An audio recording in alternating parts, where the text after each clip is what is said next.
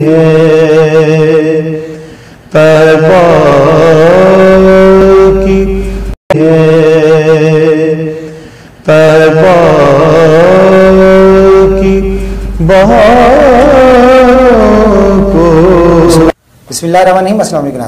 नाज़रीन, प्रोग्राम बातों से खुशबू आए में मैं हूं आपका मेज़बान मुनीर हुसैन मुस्तफ़ी और आप देख रहे हैं आवाज़ सिटी 49 न्यूज़। नाज़रीन किराम, प्रोग्राम बातों से खुशबू आए में हम अपने नाज़रीन के लिए मुख्तलिफ मौज़ूआत पर गुफ्तगू करते हैं, जिसमें शरई और फ़िक़ही मसाइल के हवाले से गुफ्तगू करते हैं और उसके साथ साथ हमारे माशरे में जो मौजूद मसाइल हैं उस हवाले से भी हम गुफ्तगू करते हैं। आज के प्रोग्राम में हमारा मौजू है सियासत की शरई हैसियत और आज हमारे साथ मेहमान मौजूद हैं अल्लामा साहिबजादा ताहिर मंजूर मुर्तज़ाई साहिब। मैं इनको खुशामदीद करता हूँ कि आप हमारे स्टूडियो में तशरीफ़ लाए। नाज़रीन किराम, सियासत आज के दौर में सियासत को इस तरह समझा जाता है कि जिस तरह दीन से बिल्कुल ये जुदा चीज़ है। हालांकि अगर हम तारीख़ का मुतालिया करें तो सियासत नबी पाक सल्लल्लाहु अलैहि वसल्लम के दौर में खुद नबी करीम सल्लल्लाहु अलैहि वसल्लम ने सियासत फरमाई, सहाबा कराम ने सियासत फरमाई और उसके बाद जितने भी आप देखें जो बुजुर्गान दीन है वो सियासत से उनका तल्लुक़ रहा है। लेकिन आज सियासत को दीन से इस तरह दूर समझा जाता है कि अगर कोई आलिम दीन किसी मस्जिद में या मदरसे में दीन की बात करता है और साथ साथ सियासत की भी बात करता है तो वो उसको अच्छा नहीं समझा जाता। आज हम समझते हैं कि सियासी वो होता है कि जिसके पास दुनियावी असर और सूख है, दुनिया में जिसके पास ताकत है, माल ज़्यादा है, सिर्फ वही सियासत कर सकता है। जिसका थाने कचहरियों में आना जाना है सिर्फ वही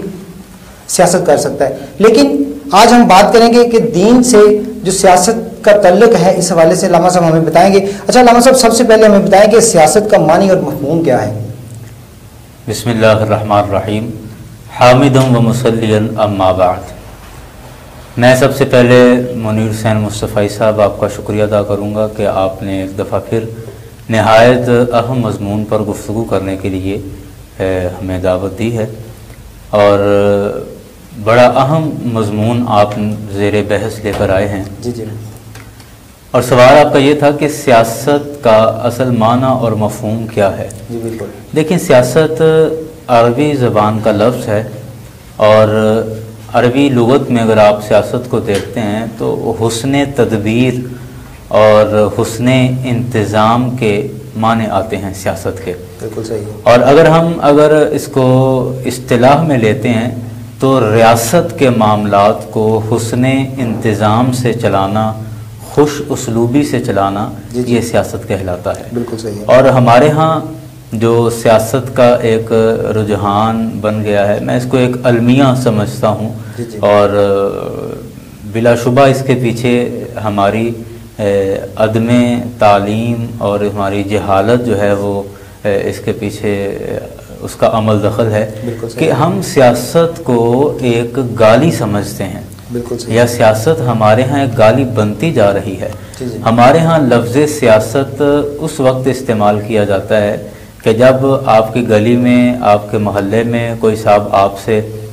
धोखा करते हैं, कोई साहब आपसे फ्रॉड करते हैं, आपके को पैसे मार लेते हैं या इस तरह के मामलात के जवाब में हम कहते हैं यार फ़लाँ आदमी बड़ा सियासी आदमी है। वो बार बार बात से पलट जाता है, बार बार बात से फिर जाता है, मुकर जाता है, बड़ा सियासी आदमी है। हालांकि ये बड़ा एक लम्हा, ये एक अलमिया है, ये लम्हा फ़िक्रिया है कि हम सियासत जैसी मुक़द्दस शय को एक गाली के तौर पे, एक नेगेटिव अमल में, एक मनफी अमल में हम इसको इस्तेमाल करने लग गए हैं, जबकि सियासत एक बहुत खूबसूरत अमल है। हमारे बाज़ उलमा ने सियासत को समझाने के लिए महज है इसकी एक मिसाल दी। कहते हैं कि देखें, अल्लाह तबारक व तआला ने इंसान पर दो तरह के हुकूक बुनियादी तौर पर मुकर्रर किए हैं, लागू किए हैं। एक जिनका ताल्लुक़ अल्लाह ताला की ज़ात के साथ है यानी हुकूकुल्लाह हैं, और दूसरा जिनका ताल्लुक़ बंदों के साथ है यानी हुकूकुल इबाद हैं। और समझाने के लिए कहा जाता है कि सियासत एक तरह से हुकूकुल इबाद की अदायगी का ही नाम है कि आप बंदों के हक़ उन तक पहुँचा दें, यही एक सियासत है। बिल्कुल सही है। अच्छा लामा साहब, ये बताएं कि इस्लाम सियासत को किस नज़र से देखता है। मुस्तफ़ी साहब देखें, जब सियासत का माना और मफ़हूम वाज़े हो चुका है तो मेरा ख्याल अब اس سوال کی وضاحت بھی ہو چکی ہے کہ جب سیاست حسن انتظام کا نام ہے، حسن تدبیر کا نام ہے، ریاست کو درست جانب لے کر چلنے کا نام ہے، اور یا آپ کہہ لیجئے کہ حقوق العباد کی ادائیگی کا نام جب سیاست ہے، تو پھر اسلام کا اور دین کا نظریہ بڑا واضح ہو گیا کہ اسلام ہی تو وہ مذہب ہے کہ جس نے سب سے زیادہ حقوق العباد کی بات کی ہے۔ اسلام وہ مذہب ہے جس نے سب سے زیادہ ریاستی معاملات کے حسن انتظام کی بات کی ہے، ریاست کے معاملات میں حسن تدبیر اختیار کرنے کی بات کی ہے۔ تو جب یہ چیزیں جو کہ ہمارے دنیاوی اور اخروی دونوں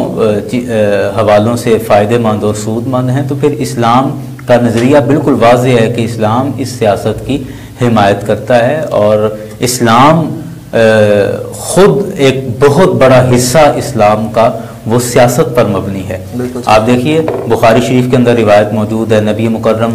شفیع معظم صلی اللہ علیہ وسلم نے ارشاد فرمایا، بنی اسرائیل کے انبیاء کے حوالے سے یہ بات ارشاد فرمائی، فرمایا کانت بنی اسرائیل توسسوہم الانبیاء، کہ بنی اسرائیل کی سیاست ان کے نبی کیا کرتے تھے۔ اب یہاں پر باقاعدہ توسسو کا جو لفظ ہے بخاری شریف کے اندر موجود ہے، اب یہ لفظ باقاعدہ سیاست کے مادے سے، آپ یوں نہیں کہہ سکتے کہ کھینچتان کے اس کا معنی ہم سیاست کر رہے ہیں، باقاعدہ لفظ ہے توسسو کا، توسسو سیاست مطلب اس کا واضح لفظ موجود ہے کہ انبیاء کرام بنی اسرائیل کے وہ اپنے قوم کی سیاست کیا کرتے تھے۔ تو اس معنی کے اعتبار سے دیکھیں تو اس سیاست تو نبیوں کی سنت ہے، سیاست نبیوں کی سنت ہے۔ اور پھر آپ یہ بھی دیکھیے کہ سیاست کے ایک جز میں سے، سیاست کے ایک حصے میں سے ایک حصہ عدالت کا ہے، اور عدالتی نظام کے حوالے سے لوگوں کے درمیان انصاف کے ساتھ فیصلہ کرنا، لوگوں کے درمیان ثواب رائے سے فیصلہ کرنا، یہ بھی سیاست کا ایک حصہ ہے۔ اور نبی کریم صلی اللہ علیہ وسلم نے ارشاد فرمایا کہ کل قیامت والے دن، بڑی مشہور حدیث ہے، سرکار نے فرمایا کہ جب اللہ تعالیٰ کے عرش کے علاوہ کوئی سایہ نہیں ہوگا، اس وقت بھی 7 طرح کے لوگ ہوں گے کہ جو اس وقت عرش الہی کا سایہ جن کو نصیب ہوگا، اور ان 7 لوگوں میں مختلف سرکار نے گنوائے، والدین کا فرما بردار ہے، جہاد میں آگے بڑھنے والا ہے، اور اس میں سرکار نے ایک ارشاد فرمایا ان 7 لوگوں میں کہ ایک وہ آدمی بھی ہے جو لوگوں میں انصاف کے ساتھ فیصلے کرتا ہے۔ یعنی آج جو ہمارا کام ہمارے سیاستدان کر رہے ہیں، جو پنچایتیں لگتی ہیں ہمارے سیاستدانوں کے ڈیروں پر، جو باقاعدہ انصاف کی کچہریاں لگتی ہیں اور وہاں فیصلے ہوتے ہیں، تو یہ سرکار نے فرمایا کہ یہ کام جو ہے لوگوں کے درمیان انصاف کے ساتھ فیصلہ کرنا، یہ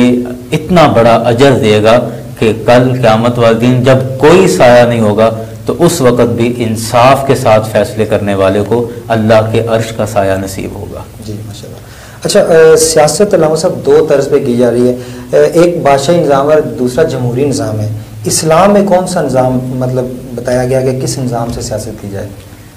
ہاں جی، یہ بڑی اچھی بات ہے کہ دیکھیں ہمارے اس معاشرے کے اندر 2 طرح کا، اس دنیا میں 2 طرح کا تقریباً نظام جو ہے وہ رائج ہے، ایک بادشاہی نظام ہے اور ایک جمہوری نظام ہے۔ بادشاہی نظام کا مطلب کہ ایک بادشاہ ہے، وہ جب فوت ہو جائے گا تو اس کے بعد اس کا بیٹا ہی بادشاہ بنے گا، حکومت کا سربراہ بنے گا، اور وہ جب تک زندہ ہے تب تک وہ بادشاہ ہی رہے گا، اور اس کے بعد پھر جب وہ فوت ہو گیا تو پھر اس کا بیٹا آگے بادشاہ بنے گا، اس کے علاوہ اور کوئی بادشاہ نہیں بن سکتا۔ یہ بادشاہی نظام ہے۔ اور جمہوری نظام مطلب جمہوری نظام میں کہ عوام اپنی کثرت رائے سے کسی کو منتخب کرتے ہیں، اپنے ووٹ کا حق استعمال کرتے ہوئے خود اپنا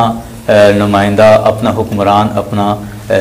سرپرست مقرر کرتے ہیں، اس کو جمہوری نظام کہتے ہیں۔ اب رہی بات یہ کہ اسلام کے اندر کون سا نظام مروج ہے، تو دیکھیں اسلام نے نہ تو بادشاہت کی منفی کی ہے، یعنی بادشاہی نظام کی منفی کی ہے، اور نہ ہی اسلام نے جمہوری نظام کی نفی کی ہے کہ یہ غلط ہے۔ تو غلط کسی کو نہیں کہا، البتہ یہ بات ضرور ہے کہ اسلام نے خود کون سا نظام منتخب کیا، تو اسلام نے جمہوری نظام کو ترجیح دی ہے اور جمہوری نظام ہی اسلام نے منتخب کیا ہے۔ آپ اس کی مثال دیکھیں، اکثر ہمارے احباب اس میں سے کہتے ہیں کہ دیکھیں اس میں سے تیسرا ایک نظام وہ نظام خلافت ہے جو خلفائے راشدین کا نظام تھا، وہ بھی ایک تیسری طرز سیاست ہے۔ حالانکہ ایسا نہیں ہے، اگر ہم اس کو تھوڑا غور سے دیکھیں تو جتنے بھی خلفائے راشدین تھے، حضرت جناب صدیق اکبر رضی اللہ عنہ سے لے کے حضرت مولا کائنات حضرت علی المرتضیٰ رضی اللہ عنہ آپ تک جتنے بھی خلفاء آئے ہیں، آپ سب کوئی از خود خلیفہ نہیں بنے،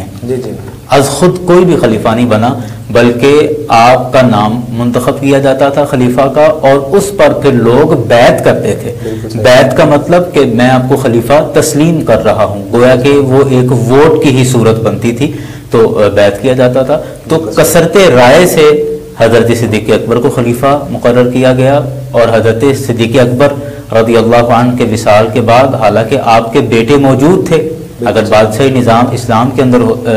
اسلام نے بادشاہی نظام کو پسند کیا ہوتا تو حضرت صدیق اکبر کے وصال کے بعد پھر آپ کا بیٹا عبد الرحمن آتا، تو حالانکہ ایسا نہیں ہوا۔ اس کے بعد پھر دوبارہ سے ووٹنگ ہوئی ہے، دوبارہ سے لوگوں نے بیعت کی اور حضرت عمر رضی اللہ عنہ کو خلیفہ مقرر کیا۔ اسی طرح حضرت عمر رضی اللہ عنہ کے وصال کے بعد آپ کے بیٹے عبداللہ بن عمر موجود تھے، اور وہ پڑھے لکھے تھے، سمجھدار تھے، اور بہت بڑے محدث تھے، عالم تھے، فقیہ تھے اس دور کے۔ یہ ایسا بھی نہیں کہ وہ چھوٹے سے بچے تھے تو وہ خلیفہ بن سکتے تھے، لیکن نہیں، اسلام میں ایسا نہیں ہے۔ حضرت عمر کے بعد پھر حضرت عثمان غنی رضی اللہ عنہ آپ خلیفہ بنے۔ تو اسلام نے بادشاہی نظام کی نفی نہیں کی، البتہ خود جو پسند کیا ہے وہ شورائی نظام ہے، وہ جمہوری نظام ہے، اور قرآن پاک کا حکم اس حوالے سے موجود ہے، وَشَاوِرْهُمْ فِي الْأَمْرِ، کہ آپ ان سے معاملات میں مشاورت کریں۔ بالکل صحیح ہے۔ اور اسی طرح اور کئی مقامات پر بھی ویسیوں اس کی مثالیں موجود ہیں کہ رسول اکرم صلی اللہ علیہ وسلم نے بھی کئی فیصلے جو تھے وہ کثرت رائے پر ہی کیے، حالانکہ سرکار علیہ الصلوۃ والسلام کو ثواب دیدی اختیارات موجود تھے۔ کریم آقا اگر خود سے ہی کوئی فیصلہ لیتے تو وہ بھی سب کو قابل قبول ہوتا، ورنہ لیکن اس کے باوجود نبی مکرم صلی اللہ علیہ وسلم جب بھی کوئی محاذ آتا، جب بھی کوئی معاملہ پیش آتا تو اس میں مشاورت ضرور کرتے، اور سرکار کا یہ عمل بھی جمہوری نظام کو ہی ترجیح دے رہا ہے۔ بالکل صحیح۔ اچھا علامہ صاحب یہ بتائیں کہ سرکار دو عالم صلی اللہ علیہ وسلم کی سیاسی زندگی کی مثالیں ہمارے سامنے کچھ موجود ہیں، ہمارے ناظرین کو بتائیں اس حوالے سے۔ جی، رسول اکرم صلی اللہ علیہ وسلم کی حیات طیبہ کو اگر ہم دو حصوں میں تقسیم کریں، سرکار کے اعلان نبوت کے بعد والی جو حیات طیبہ ہے اس کو اگر آپ دو حصوں میں تقسیم کریں تو ایک حصہ وہ ہے جو نبی اکرم صلی اللہ علیہ وسلم نے اعلان نبوت کے بعد مکہ شریف میں گزارا، اور یہ تقریباً 13 سال کے قریب کا عرصہ تھا جو سرکار علیہ الصلوۃ والسلام نے مکہ شریف میں گزارا۔ اور اعلان نبوت کے بعد دوسرا سرکار علیہ الصلوۃ والسلام کی حیات طیبہ کا وہ حصہ ہے جو نبی کریم صلی اللہ علیہ وسلم نے مدینہ شریف کے اندر گزارا، تقریباً 10 سالہ یہ مدنی دور ہے آقا علیہ الصلوۃ والسلام کا۔ اب جب ہم اس کو یہ دونوں ادوار، مکی زندگی بھی رسول پاک صلی اللہ علیہ وسلم کی اور مدنی زندگی بھی، ان دونوں ادوار کو اگر ہم دیکھتے ہیں تو مکہ شریف کے اندر جو اسلام کے ابتدائی تقریباً 13 سال تھے، ان میں زیادہ تر جو قرآن پاک کی آیتیں نازل ہوئیں یا زیادہ تر جو معاملات آئے وہ عبادات کے متعلقہ تھے، وہ عقائد کے متعلقہ تھے۔ اور اس کے بعد جو مدنی زندگی ہے رسول اکرم صلی اللہ علیہ وسلم کی، آپ اس میں دیکھیں تو سرکار علیہ الصلوۃ والسلام کی مدنی زندگی کے تقریباً سارے سال، یعنی 10 کے 10 سال ہی وہ تقریباً جو ہیں وہ سارے کے سارے مکمل طور پر وہ ایک سیاسی زندگی سرکار کی نظر آتی ہے، اور اس میں سیاسی رہنمائیاں موجود ہیں۔ ناظرین، ہم بات کر رہے تھے سیاست کے حوالے سے، ایک چھوٹی سی بریک ہے، بریک کے بعد ہم دوبارہ اس موضوع پر گفتگو کریں گے، ہمارے ساتھ رہیے گا۔ भी तरसती है, तैबा की बहार को। ज़की ब्रदर्स की फखरिया पेशकश, बिजनेस क्लास डाइवो एक्सप्रेस, पुरसकून माहौल, आरामदेह, तेजतर और महफूज तरीन सर्विस, शादा सीट, हर सीट के सामने DVD की सहूलत, अपनी पसंद की तिलावत कुरान पाक, नाज शरीफ सुने या अपनी पसंद का ड्रामा और मूवी देख लें। पुरलुत्फ सफर ज़की डाइवो बस सर्विस के साथ। ज़की ब्रदर्स के सर्विस टाइम्स से इस्लामाबाद रावलपिंडी रोजाना 3 टाइम। पहला टाइम सुबह 9:30 पर, दूसरा टाइम दोपहर 11 बजे, तीसरा टाइम रात 9:30 पर। कसूर से साहिवाल रोजाना 3 टाइम। पहला टाइम सुबह 8 बजे, दूसरा टाइम दोपहर 12 बजे, तीसरा टाइम शाम 4 बजे। कसूर से फैसलाबाद रोजाना 2 टाइम। पहला टाइम सुबह 8 बजे, दूसरा टाइम 1:45 पर दोपहर में। कसूर से सियालकोट रोजाना सुबह 8 बजे। कसूर से मुल्तान सुबह 7 बजे, दूसरा टाइम दोपहर 2:30 बजे। कसूर से बहावलनगर चिश्तियां रोजाना सुबह 7:30 बजे, दोपहर 1:30 बजे। इसके अलावा लाहौर के लिए हर 10 मिनट बाद सर्विस जारी है। आज ही अपनी एडवांस सीट की बुकिंग करवाएं।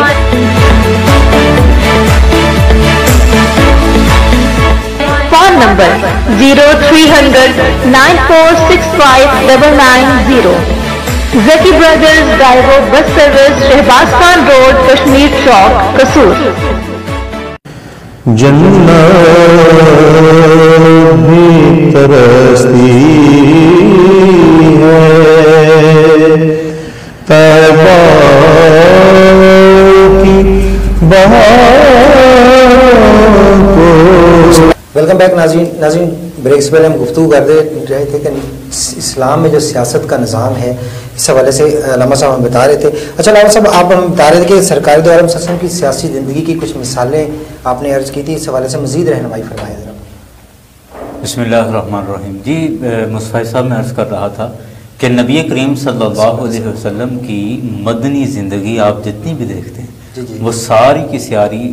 ज़िंदगी जो है वो सियासत पर ही मबनी है। और बड़ी बेहतरीन, बड़ी वाज़ेह मिसालें मौजूद हैं आक़ा अलैहिस्सलाम के सियासत के हवाले से। और फिर महज कोई सियासत के चंद पहलू नहीं, बल्कि मैं समझता हूँ कि सरकार की हयात तजुर्बा में सियासत के हर पहलू पर रहनुमाई की गई है। आक़ा अलैहिस्सलाम की ज़िंदगी हमारे लिए उसवा हसना है, सरकार की ज़िंदगी हमारे लिए नमूना है, बेहतरीन नमूना है। और वो तभी होगी कि जब सरकार अलैहिस्सलाम की हिदायत हमारी ज़िंदगी के हर शोबे में हमारे लिए मौजूद रहेंगी। तो सियासी शोबे के अंदर और सियासत के फिर मज़ीद शोबों के अंदर नबी मुकर्रम सल्लल्लाहु अलैहि वसल्लम की रहनुमाई, सरकार की हिदायत मौजूद है। मिसाल के तौर पे आप समझिए कि हमारे सियासी निज़ाम में एक वो निज़ाम है जिसे हम इंटरनेशनल सेटअप कहते हैं, जिसे हम बैनुल-अक़वामी निज़ाम कहते हैं, जिसमें हमारे बाहर के मुल्कों में दूसरे ममालिक के साथ जो हमारे वज़रा के ताल्लुक़ात होते हैं, वो जो हमारी मिनिस्ट्री वज़ारत ख़ारजा जिसको हम कहते हैं, तो वो जो वज़ीर ख़ारजा होता है उसने दीगर ममालिक के साथ, दीगर मुल्कों के साथ अपनी रियासत के ताल्लुक़ात मजबूत रखने होते हैं, अपने ताल्लुक़ात उस्तवार रखने होते हैं और उनमें किसी तरह की ख़राबी से उनको बचाना होता है। तो आप इस हवाले से देखें कि जब सरकार अलैहिस्सलाम मदीना शरीफ तशरीफ़ लेके आए तो उसके बाद یہودیوں کے ساتھ جو سرکار علیہ الصلوۃ والسلام نے معاہدہ کیا، جس کو میثاق مدینہ کہا جاتا ہے، چارٹر آف مدینہ، میثاق مدینہ کا جو معاہدہ ہے وہ سارے کا سارا آپ اس کی شرائط دیکھیں، اس کے پس منظر کو دیکھیں، وہ سارے کا سارا ٹوٹلی سیاست ہے. بالکل صحیح. آپ اس کو اور کیا کہیں گے، وہ ریاست کے نظام کو چلانا ہے. پھر اسی طرح آپ ریاست کا سیاست کا ایک حصہ، جیسے میں نے پہلے بھی عرض کر رہا تھا کہ عدل قائم کرنا، انصاف کا قیام، عدالتی نظام کا قیام جو ہے یہ سیاست کا ایک بڑا اہم جز ہوتا ہے، کسی بھی ریاست کا بڑا اہم جز ہوتا ہے. اور یہ بزرگوں نے کہا کہ جس قوم کے اندر عدل کا نظام، انصاف کا نظام مضبوط ہو، اس قوم میں بغاوت نہیں ہوتی. اور بغاوت اسی قوم میں کی جاتی ہے جہاں انصاف کے پیمانے پورے نہیں ہوتے. تو رسول اکرم صلی اللہ علیہ وسلم نے تمام منسٹریز کا ہیڈ کوارٹر جو تھا وہ مسجد نبوی تھی، اور وہاں پر یونیورسٹی بھی، وہاں پر سرکاری یونیورسٹی بھی وہاں پر موجود تھی صفہ کے نام سے. وہاں پر عدالت بھی قائم تھی، سپریم کورٹ بھی مسجد نبوی میں لگا کرتی تھی، یونیورسٹی بھی مسجد نبوی میں تھی، مرکزی سیکٹریٹ جو تھا وہ بھی مسجد نبوی تھی. وہاں پر ہی آ کر باہر کے لوگ جو دوسرے ممالک سے آتے تھے، دوسری ریاستوں کے لوگ آ کر وہیں پر ملاقات کرتے تھے، وہیں پہ میٹنگز ہوتی تھی، اور وہیں پر پھر کانفرنسز ہوتی تھی، وہیں پر اہم فیصلے کیے جاتے تھے. تو سرکار علیہ الصلوۃ والسلام نے عدالتی نظام اس قدر مضبوط کیا کہ اس کی میں دو مثالیں آپ کو عرض کروں گا. ایک تو بڑی مشہور مثال فاطمہ مخزومیہ کی ملتی ہے. بنو مخزوم قبیلے کی فاطمہ نامی خاتون نے چوری کر لی، تو آقا علیہ الصلوۃ والسلام کے پاس فیصلہ آیا. سرکار نے جب شواہد دیکھے تو گواہ پورے تھے اور چوری اس پر ثابت ہو گئی، تو نبی مکرم صلی اللہ علیہ وسلم نے ارشاد فرمایا کہ فاطمہ کے ہاتھ کاٹے جائیں گے، فاطمہ مخزومیہ کے ہاتھ کاٹے جائیں گے. سزا جب سنا دی گئی تو اب کچھ لوگوں نے سفارشیں کرنا شروع کیں اور سرکار کو گزارش کی کہ دیکھیں یہ بنو مخزوم قبیلہ جو ہے یہ بڑا اہم قبیلہ ہے اور یہ بڑا معزز قبیلہ ہے، تو جب اس قبیلے کی بچی کو سزا ملے گی، اس کے ہاتھ کاٹے جائیں گے، تو معاشرے میں وہ بڑے رسوا ہو جائیں گے، بڑے ذلیل ہو جائیں گے. تو آپ خدا رہا فیصلے کو بدلیے یا کوئی اور سزا اس کے لیے مقرر کیجیے. تو نبی مکرم صلی اللہ علیہ وسلم نے بڑا دو ٹوک موقف اختیار کیا، بڑا واضح فرمایا کہ تم سے پہلے جو قومیں تھیں وہ اسی وجہ سے تباہ ہوئی، اسی وجہ سے برباد ہوئیں کہ وہاں امیر کے لیے اور نظام ہے اور قانون ہے، اور غریب کے لیے اور قانون ہے. تو رہی بات فاطمہ کی، یہ تو فاطمہ مخزومیہ ہے. اگر اس کی جگہ پر فاطمہ بنت محمد صلی اللہ علیہ وسلم، فاطمہ میری بیٹی فاطمہ بھی ہوتی تو میں یہی سزا سناتا جو میں اس کے لیے سنا رہا ہوں. تو آپ دیکھیں آقا علیہ الصلوۃ والسلام سے بڑا سیاستدان اور کون ہو سکتا ہے کہ نبی مکرم صلی اللہ علیہ وسلم نے یہاں صرف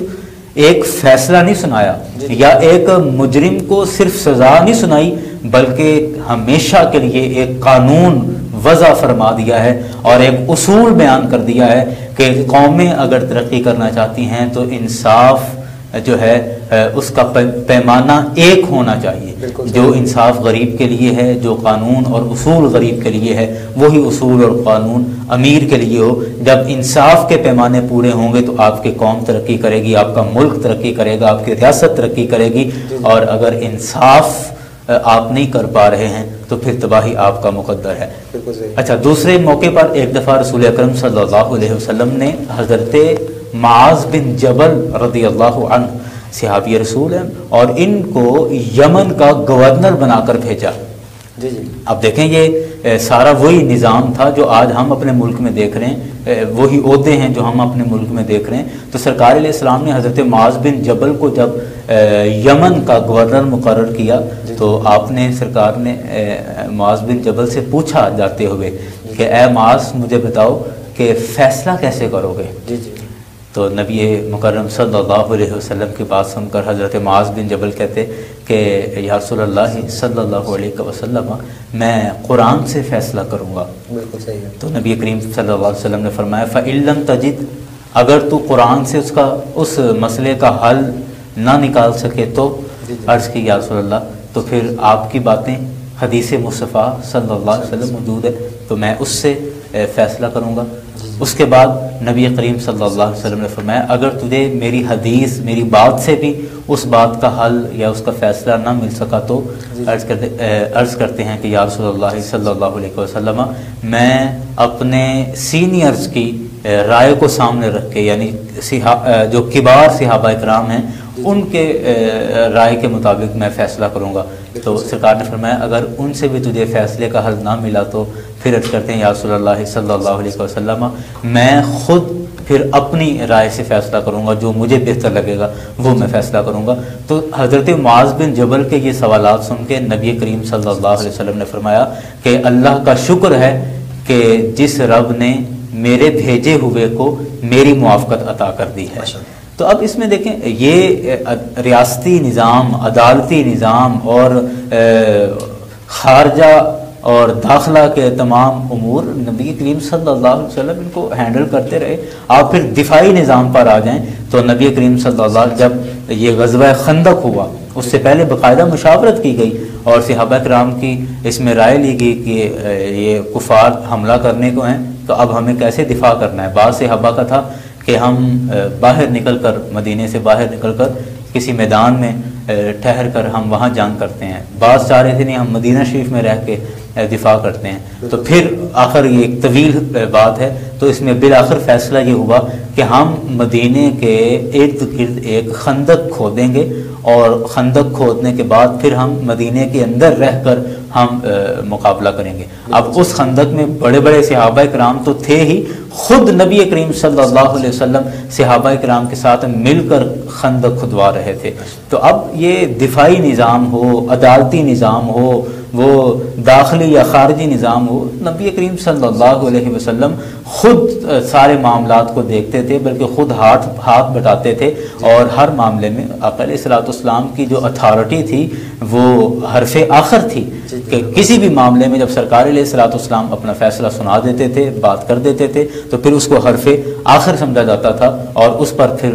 فیصلہ کر لیا جاتا تھا۔ تو اسی طرح بہت سارے اور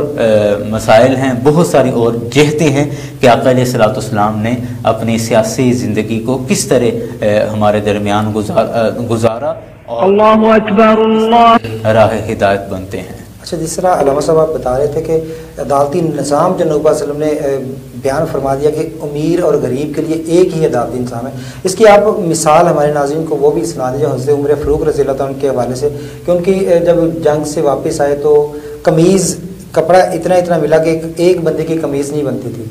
تو حضرت عمر فاروق رضی اللہ عنہ نے جو قمیض پہنی ہوئی تھی اس حوالے سے ذرا رہنمائی فرما دیں۔ بڑی خوبصورت مصطفی صاحب آپ نے بات کی کہ یہ انصاف ہی تھا اور یہ اصل میں وہ حضرت عمر رضی اللہ عنہ کے حوالے سے آپ نے بات کی اور اب عنقریب یکم محرم آنے کو ہے اور یکم محرم حضرت عمر رضی اللہ عنہ آپ کے وصال کا دن ہے اور حضرت عمر رضی اللہ عنہ آپ کے اندر جو آپ میں جو تربیت ظاہر ہو رہی تھی وہ در حقیقت رسول اکرم صلی اللہ علیہ وسلم کی ہی تربیت تھی۔ اور دیکھیں یہ کتنی بڑی بات ہے کہ عمر جیسا دلیر آدمی اور عمر جیسا ہیبت والا آدمی کہ شیطان بھی جس سے ڈرتا ہے اور جس سے لوگ بات کرتے ہوئے کامتے تھے، بڑی بڑی ریاستوں کے جو سربراہان تھے وہ حضرت عمر سے بات کرتے وقت گھبرا جاتے تھے، ڈر جاتے تھے، آپ کی اتنی ہیبت طاری ہو جاتی تھی۔ تو ایسے جابر اور ایسے ہیبت ناک حکمران کے سامنے اور بیچ مجمع میں سر عام ایک آدمی کھڑا ہو کے کہتا ہے کہ اے عمر آپ نے انصاف نہیں کیا ہے کہ یہ جو کپڑے آئے تھے جو مال غنیمت میں ہمیں ملے ہیں تو یہ کپڑے تو اس طرح کے ہیں کہ ایک درمیانے قد کا آدمی بس بڑی کھینچ تان کر کے اپنا قمیض بنا سکتا ہے اور آپ دراز قد آدمی ہیں، لمبے قد کے ہیں اور آپ کا اس کپڑے سے قمیض بن ہی نہیں سکتا اور پھر بھی آپ نے پورا قمیض پہنا ہوا ہے، اس کا مطلب کہ آپ نے خیانت کی ہے، آپ نے اور کپڑا استعمال کیا ہے، تو آپ نے ہمیں تھوڑا دیا ہے، خود زیادہ استعمال کیا ہے، آپ ہمیں اس کا جواب دیں۔ اللہ اکبر اللہ اکبر۔ مصطفی صاحب شاید اس آسمان نے یا اس زمین نے کبھی اپنے اوپر یا اس آسمان نے کبھی اپنے نیچے ایسا ماحول دیکھا ہو کہ خلیفہ وقت وزیر اعظم کے سامنے ایک عام آدمی کھڑا ہو کے اور یوں آنکھوں میں آنکھیں ڈال کے بات کرتا ہے اور چند گز کپڑے کا حساب مانگ رہا ہے. یہاں لاکھوں ہڑپ کر گئے، اربوں ہڑپ کر گئے، اور حساب پوچھنے پر بھی غصہ کرتے ہیں کہ آپ ہم سے حساب کیوں کر رہے ہیں، حساب کیوں پوچھ رہے ہیں ہم سے. تو یاران گرامی دیکھیں کہ یہ ناظرین کرام حضرت عمر رضی اللہ عنہ، آپ کا عدل تھا، آپ کا انصاف تھا کہ آپ نے اس پر ڈانٹا نہیں، اس پر جھڑکا نہیں، اس پر سزا نہیں سنائی، جیل نہیں بھیجا.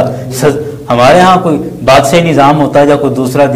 نظام ہوتا تو ایسے سوال پر سر قلم کر دیا جاتا کہ حد ادب لگا دی جاتی اور گستاخ کہہ کر اس کو جو ہے وہ قتل کر دیا جاتا. لیکن حضرت عمر رضی اللہ عنہ دیکھیں، آپ نے نہ تو اس کو قتل کیا، نہ اس کو سزا دی، حتیٰ کہ ڈانٹا بھی نہیں، جھٹکا بھی نہیں آپ نے، بلکہ اس کے سوال کا جواب دیا، وضاحت دی اور کہا کہ آپ بات بالکل ٹھیک کہہ رہے ہیں کہ اس کپڑے سے میرا قمیص پورا نہیں بنتا تھا، تو میرا بیٹا عبداللہ اس نے اپنے حصے کا کپڑا یہ مجھے تحفہ دیا ہے، گفٹ کیا ہے، اور وہ دونوں کپڑے ملا کے میں نے اپنا قمیص بنایا ہے،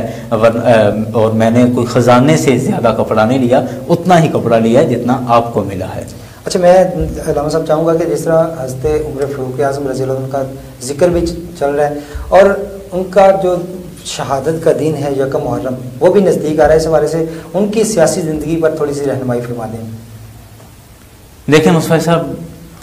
حضرت عمر رضی اللہ عنہ، عمر بن خطاب، آپ وہ ہستی ہیں، وہ ذات ہیں کہ نبی کریم صلی اللہ علیہ وسلم نے آپ کا نام لے کر آپ کو رب سے مانگا ہے. اللہم اعز الاسلام بعمر، اے اللہ عمر کے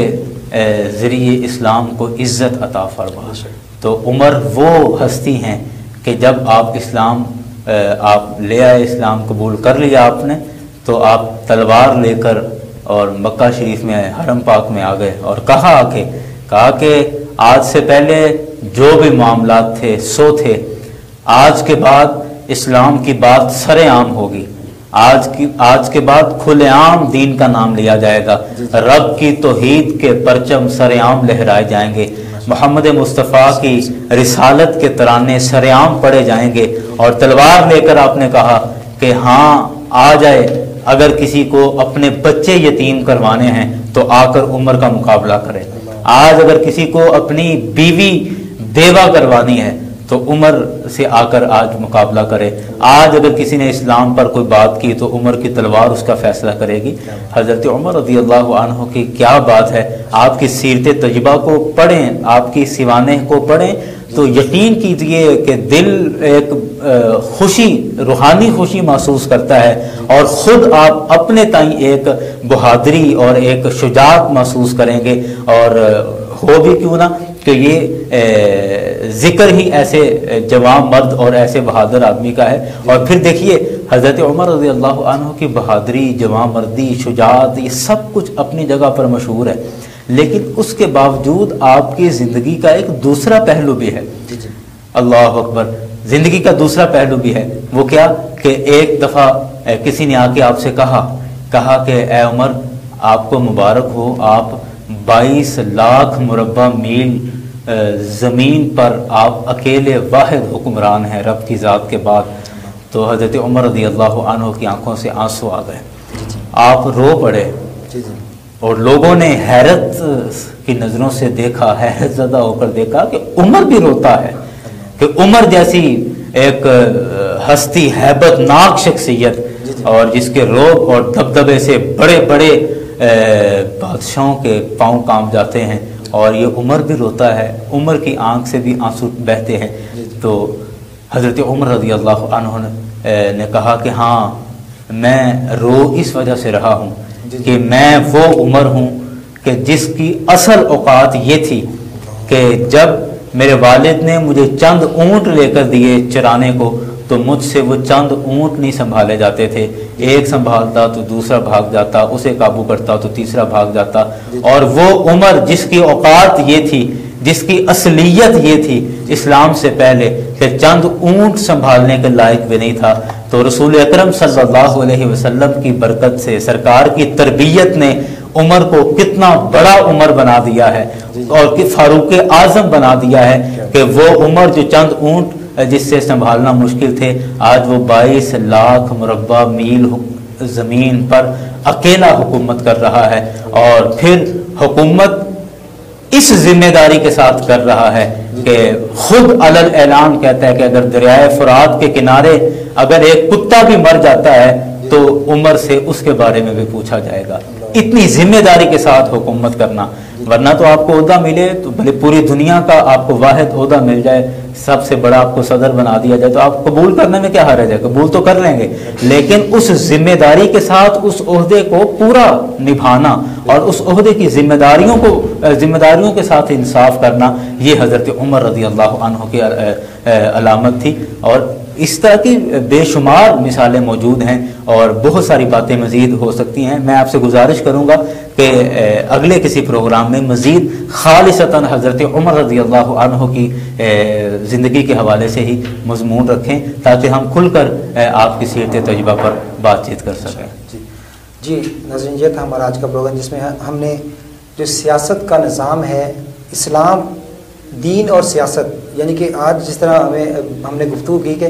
دین سے سیاست کو بالکل دور سمجھا جاتا ہے، اس حوالے سے آج ہم علامہ صاحب نے بتایا جس میں نبی پاک صلی اللہ علیہ وسلم کی زندگی سے بھی ہمیں مثالیں ملی اور حضرت عمر فاروق رضی اللہ عنہ کی حیات مبارکہ سے بھی علامہ صاحب نے ہمیں بتایا۔ انشاءاللہ اگلے پروگرام میں ہم ایک نئے ٹاپک پہ گفتگو کریں گے، دعا میں یاد رکھیے گا۔ السلام علیکم ورحمۃ اللہ وبرکاتہ۔ جنت